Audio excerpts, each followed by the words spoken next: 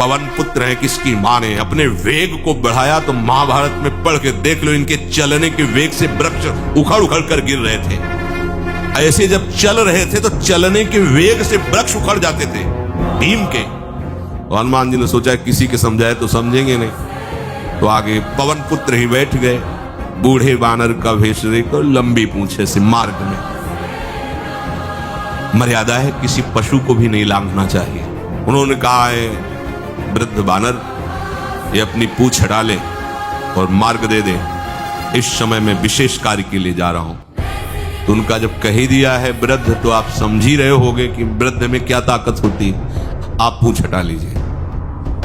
कहा हमारी आज्ञा की अवहेलना करें, ऐसे उठी नहीं, दोनों हाथ लगाया, नहीं उठी, पूरी ताकत लगा दी। पवन पुत्र भीम की पूरी ताकत लग गई, पूछ जरा से भी नहीं।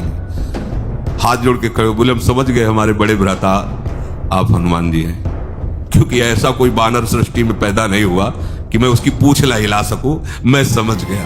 तो मुस्कुराए और बैठ के बोले हमारी आज्ञा मानो, इस मार्ग में मत जाओ, ये देव मार्ग है, ऐसे ऐसे सिद्ध है कि आपका अपराध बन जाएगा, आप शाप से युक्त हो जाएंगे, इसलिए मैं आपको मना। बोले प्रभु जब आप कृपा करके आए हो तो हमें वो रूप दिखा दो जो लंका में आपने रूप दिखाया। बोले मत उस बात की चर्चा करो, रहने दो। बोले प्रभु एक बार देखना चाहता हूं कि मेरा बड़ा भाई कितना बलवान है। हनुमान जी ने कहा फिर देख लो। कनक भूधराकार शरीरा, समर भयंकर अति बल कांप गए। भीम जी हाथ जोड़ बोले भैया स्वर्णिम कांति, वो भयानक उनका रुद्र रूप, कांप गए, भीम कांप गए।